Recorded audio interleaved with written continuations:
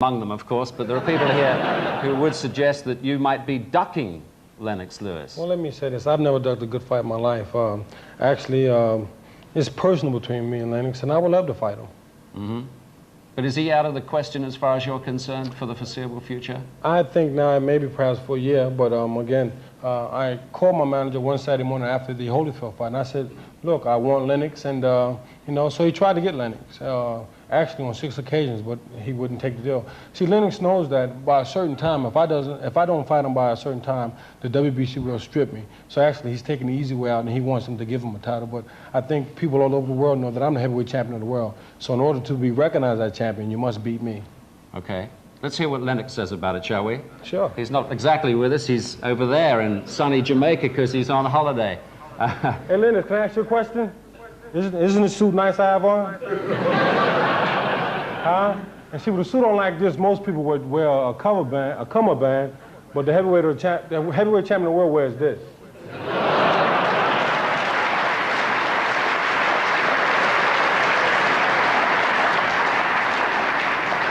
Lennox, I don't know if you saw that, but he's got the WBA championship belt on here, of course. Now, how do you see this situation? You see, Riddick here is implying that you're ducking the fight. Well, I'd like to thank Riddick, for one thing, for holding up the belts for me, because, you know, he's definitely he has them on hold for me. Well, as far as ducking him, I don't think I duck anybody either. He hasn't asked me on 6 occasions. Riddick Bowe's a good actor, but he's definitely running from me. 2-6, I've beat him already. I've already beat him, and I'll beat him again. If it's so personal, let's put the fight on and box for no money and send all the money to Africa. Well, let's have it your way. I'm willing. Just sign the documents, my friend.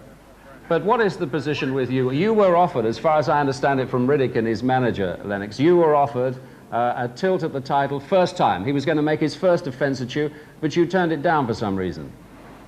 Well, he offered me some a slap in the face money, and I considered the fact that it was only $3 million, and I'm warranted more money than that. But if he wants to box me for 3 months and $3 million, and he only wants to give me $3 million to box him, I'll knock him out for $3 million. The money's not the aspect here; it's the title, and that's what I want. And he has them on hold. If you just hang on to them until I get them, Riddick. You didn't say that at first, so why now to change your mind? You're just a wannabe. I'm gonna keep this title for as long as I want, my friend.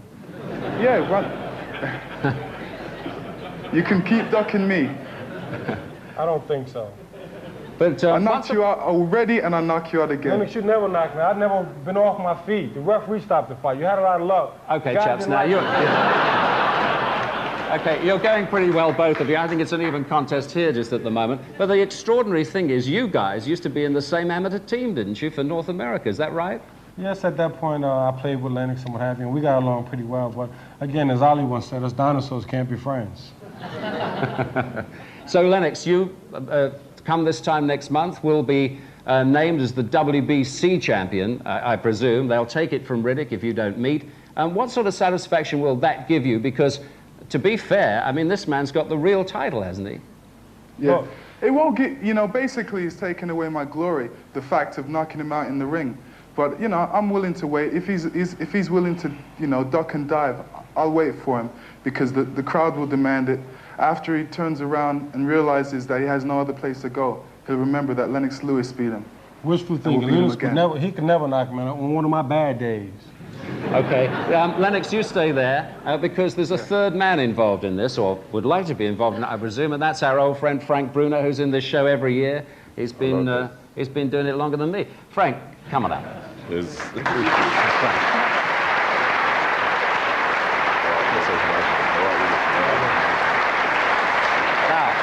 First of all, have you met Riddick before? Yeah, you know? Coming in, he's a very nice chap, nice wife. Got a nice trained manager, really. Manager's quite fun, nice quiet guy, isn't he? Yeah. Now, how do you see the championship situation? You told me on this program last year that you were back in business because you want that heavyweight champion. You've had 2 goes at it. You want the third. You want to do it this time. Definitely. Right? How do you see it? I'll wait until Riddick sorts himself out as regards he's going to fight Lennox, and I think that he's going to be stripped of the WBC title, yeah? Give it to Lennox Lewis and he defends it against me, and then me and Riddick Bowe get it on sometime in the summer. That's right, and the title will be mine again. No, I don't think so, but I'm not going to get involved in those slagging match because I respect him as a champion. I respect you too, Bruno. Yeah, thank you very much. Cheers. You all respect each other, but that sounds like a pretty busy year for you, Frank. First you beat Lennox over there, then you beat Riddick. Most definitely, that's my plans for 93. There's nothing wrong with wishful thinking. That's my plan. There's nothing wrong with wishful thinking. Okay. He can probably beat Lennox, but not me. I respect Lennox Lewis there, and I respect Riddick Bowe, but that's my plans for 93, you know what I mean? Take the WBC championship off Lennox Lewis here first, and, you know what I mean, get the titles together with Riddick Bowe. Well, you know, I've been known to spoil a couple of plans of my time. Thanks very much, Frank. Thank you. Thanks, Lennox. Have you got anything, final remark on that? Lennox? Basically, let's get it together. The whole world wants to see the fight, and I want to get it together. I'd just like to say hi to all the English people. Thank you. Three very big men, ladies and gentlemen, in every way. Happy Christmas, Riddick Bowe.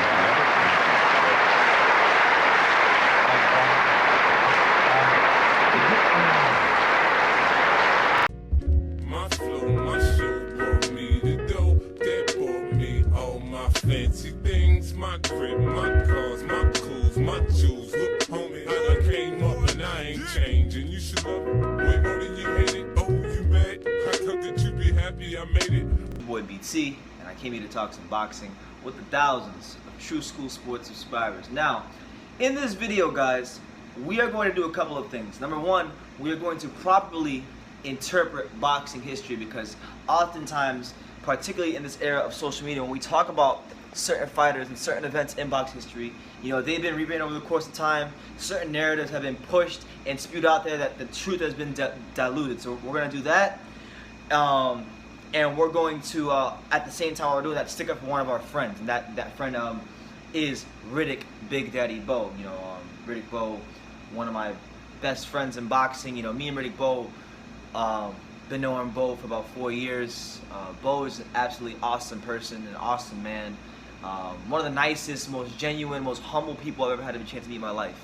And you know, it's with great pleasure that, you know, I can say that me and Riddick Bowe, we're friends, we're good. You know, me and Bowe have eaten together. Me and Bowe have, you know, I've taken Bowe out to eat. I've eaten with Bowe. I went to go get at McDonald's. I worked out with him. He showed me techniques on boxing. Training in the gym, so I have a very, and even before I knew Riddick Bowe, he was one of my favorite fighters. I always loved his style, exceptional. He had all the best, one of the best skills in the history of heavyweight boxing. You know, size, one of the best jabs, great in-fighting, great out-fighting, great mid-range fighting, you know, elite knockout power, you know, just an absolutely exceptional fighter, durable chin. The guy was an exceptional fighter, no two ways about it. So one thing I will not tolerate from any boxing fan, I don't give a shit if it's on YouTube or in person, I will not tolerate disrespect for Riddick Bowe, because he's one of the greatest heavyweights who ever lived, and he will be recognized as such when we talk about him on this channel. Now, that being established, an article came out recently about Lennox Lewis. The title of the article is on boxing.com, so big shout out to boxing.com. The title of the article is Lennox Lewis admits that he almost slapped Riddick Bowe last year. If you guys don't know, last December, Riddick Bowe and Lennox Lewis were on the same stage because they had all the heavyweight, a lot of the old American heavyweight champions on the stage for the Wilder versus Fury fight. You know, so there's actually a video of them standing next to each other, and nothing happened. But since that's happened, you know, Lennox Lewis has come out and he's been talking a lot. So here's what Lennox said in regards to seeing Riddick Bowe last year. He said the following, I quote: The only past opponent I actually almost slapped would be Riddick Bowe. Everybody else, from Mike Tyson to the Klitschko brothers, we're all friends. We are brothers in arms. We understand that was then and this is now. Riddick Bowe has been saying a lot of stuff about me, and then all of a sudden he wanted to come stand beside me, and I'm like, dude, you can't stand beside me. Simple as that. And there were a couple more words that it wasn't going to go off. So, you know, he's talking like he wanted to damn near slap Riddick Bowe. Riddick Bowe, listen, I've talked to Riddick Bowe for hours. Lennox Lewis has come up a lot in our conversations over the years. And every time he's talked about Lennox Lewis, he's always said three things actually. Number one, he calls a pecan tan. because he says he's gay. That's number one. Calls him Pecan Tan. That's a nickname. He don't even call Lennox Lewis. He calls him Pecan Tan. Number two, he says that Lennox Lewis ducked him, and you know, when he first told me this many years ago, I thought to myself, like, how the hell did he duck you? You were the champ, you know, you threw the belt in the garbage. But upon doing my own further research for myself, I've come to find out that seems to be true. That is truth. He ducked, Lennox Lewis ducked Riddick Bowe, and I'll explain that to you later. And the third thing he's always said to myself, and not just to myself and about Lennox Lewis, but to anybody who has a problem with him, he says, and he said it here in this article, me and Lennox have a policy. If he keeps my name out of his mouth, I'll keep my foot out of his ass. That's Riddick Bowe's literally, he's been saying that for years. So, and he says it in this article. So when I talk to Riddick Bowe, when he talks about anything in regards to boxing history, in regards to his career, he's always remained consistent. He's never said anything differently. And as you guys saw in the beginning of the video, he said right there he'd fight Lennox Lewis. It was a known fact before he threw the belt in the garbage that if Lewis didn't agree to make the fight with Bowe, that Lewis would still get the title because Bowe would be stripped of the WBC. Now, going to why this fight didn't happen and getting into the nitty-gritty of it, okay? We know that after Lennox Lewis beat Razor Riddick and Bowe beat Holyfield, that this was the fight that the public wanted to see. It was one of those big, you know, once-in-a-lifetime heavyweight matchups that people really wanted to see, right? So, you know, on November 13th, 1992, that's when Bowe beat Lennox Lewis. Before that, he had signed an agreement with the WBC to make his first title defense if he beat Holyfield against the winner of Razor Riddick versus Lennox Lewis. Obviously, Lewis won it, so that would have meant that Lewis would be the guy he had to defend his title against. WBC gave Bowe and Lewis until December of that year, so they had roughly about a month and a half to make the fight. December 13th to make the fight. Or the fight would go to purse bid. If Bowe refused to meet, if he refused to make the fight with Lewis, or the fight just didn't happen for whatever reason, he was going to be stripped because of the agreement he had signed with the WBC to fight Lewis after, you know, beating Holyfield. Okay, now this is what was stated out there. Okay, Rock Newman, who at the time was Riddick Bowe's manager, he had actually made two offers, and that's consistent with the video that I played for you guys in the beginning. He made two offers to fight Lennox Lewis. The first fight would have guaranteed Lennox Lewis, you know, making $3 million, and also giving him a 10% on top of that. So a $3 million flat fee with 10% on top of that. They turned that one down, and that's the $3 million offer that was talked about in the video.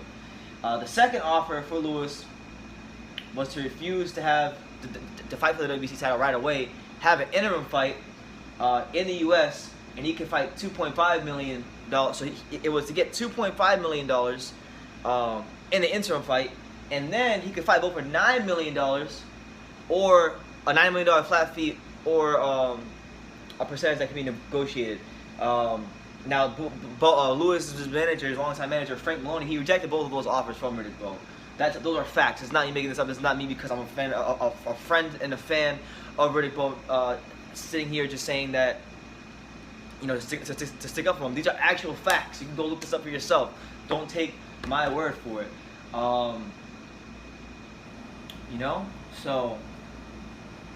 And what's funny was just a very underrated fact that's glossed over. A very underrated fact. Nobody talks about this because history has been rewritten and twisted so badly by Lennox Lewis, by boxing media, by a lot of boxing fans who just, for whatever reason, hated Riddick Bowe.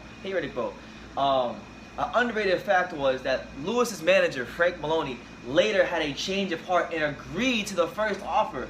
But Rock Newman told him he was too late. Bowe had moved on. And, you know, Newman said that a deal for Bowe to defend the titles against somebody else was already imminent. And then following that, that's when the belt was thrown in the trash can. But people only seemed to remember that incident, but they don't remember the fact that Bowe made Lewis some very fair offers. And you know, to bring it back to a more modern day context, a lot's made of Anthony Joshua versus Lennox Lewis, and sometimes you hear people say compare that to this fight, right? And you can't compare that to this fight for a number. You can't compare Joshua Wilder to Bowe and Lewis for a couple of reasons. Number one, Riddick Bowe in that scenario in '92 when the fight was trying to get made, when Bowe made offers to Lewis. Many things that are true now were true then. Okay, Bowe at that time was the man. He was the guy. He was the lineal heavyweight champion of the world. He had just beaten Evander Holyfield. He was the man. Okay, that's number one. So Lewis can't dictate terms to Riddick Bowe. He can't. He can't dictate terms to Bowe. Bowe was in the position of strength to negotiate. From the position of being the champion, of being the guy, and Lewis wanted to dictate terms to him. Now, Bowe made him 2 offers, much like Joshua did to Wilder, much like Eddie Hearn has done to Wilder. Rockman made 2 offers to Lewis, the first one being $3 million with 10% on top of that. Lewis turned it down. Then he increased the offer. He said you can fight an interim fight against someone of a lesser quality, get $2.5 million, then get $9 million. So he would ultimately would have made $11.5 million over 2 fights, and that was turned down as well. So it's kind of like with Joshua Wilder. Obviously, the money back then isn't what it is now, but Bowe's team and Bowe increased offers to fight Lennox Lewis, and it wasn't good enough. And Lewis was content with sitting back and letting the WBC strip Bowe of the title and being awarded champion that way, because he knew at that time Bowe would have lit his ass up, because Bowe was the better fighter at the time. There was no ifs, ands, buts about it. In '92, Bowe was the best heavyweight on the planet. Mike Tyson was in jail at that point. He had just beaten Holyfield, who was one of the best guys in the division. He was the king. He was that guy in the division. So maybe in the mid-'90s, different story when he was trained by Manuel Stewart. But at this particular time, Bowe was the better fighter. And it gets lost in translation that Bowe's team actually made increased offers to Lennox Lewis, and then they actually Lewis's manager came back around and then tried to make the fight with Bowe and tried to accept the first offer, kind of like we saw with Luis Ortiz and Anthony Joshua. Where Anthony Ortiz gets offered a career high $7 million to fight for the undisputed heavyweight championship of the world. They say no, and then a week or so goes by, and then they say yes.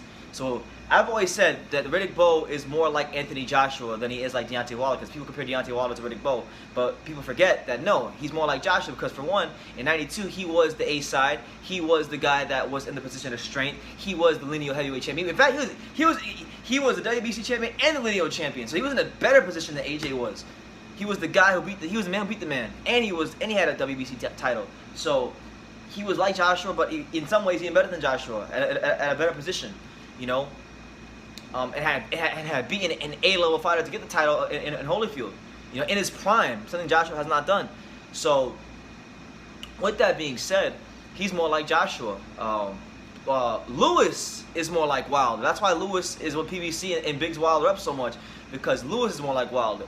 Lewis was the challenger, a nobody, a not nothing fighter, but in comparison to Bowe and the kind of money Bowe was generating at the time, because you got to understand. Bowe and Holyfield at that time had just generated $25.5 million, at the gate, which was great money at the time. Big, massive fights. He was the money guy in the division at the time, so he was the one that could dictate terms. Lewis was more like Wilder, because Lewis is the challenger trying to dictate to Bowe, and it was one of those rare scenarios where it worked out in his favor, because the WBC would strip him if the fight couldn't come to an agreement, and that's what happened. And people just remember that Bowe put in the belt in the trash. But don't take my word for it. I want you guys to research it for yourself. I'll leave you guys the BoxRec article so you guys can read it for yourself on the offers that were made. Because this is really one of the things in box history that pisses me off. Over the years, I developed a good relationship with Riddick Bowe, and I talked to him a lot about this. And I thought I was just like a lot of you guys at first. I thought, okay, well, he ducked Lewis, but that's actually not the case. Because Bowe it made increased offers. It's the same way Joshua has made increased offers to Wilder, and it was never good enough and he turned it down. It's the same thing with Bowe and Lewis. So just please, go look it up for yourself. Because I hate how people talk about Riddick Bowe and they get slayed him in boxing history because of this incident. So yeah, Lennox Lewis actually ducked Riddick Bowe in '92. No doubt about it. No doubt about it. Because how do you turn down the chance to fight for the lineal title and the WBC title when you're getting increased offers, and then your manager wants to come around all of a sudden and have a change of heart? You know, much like Louis Team did when they turned on the $7 million for Joshua. So that's what it is. I just want to get this out there so you guys know the truth. But Lennox was saying he wanted to slap Riddick Bowe, and they still don't like each other to this day, and that's never going to change really, because I talked to Bowe a lot about this, and he just doesn't like the way Lennox moves, and there's no two ways about it. So you guys let me know in the comments what you think down below. Take the time to subscribe, like I say in every single one of these videos. You can love me or you can hate me, but I'm just giving Daniel. So until next time, take care, guys. This is Aerosmith Jr. You're watching True School Sports. All right.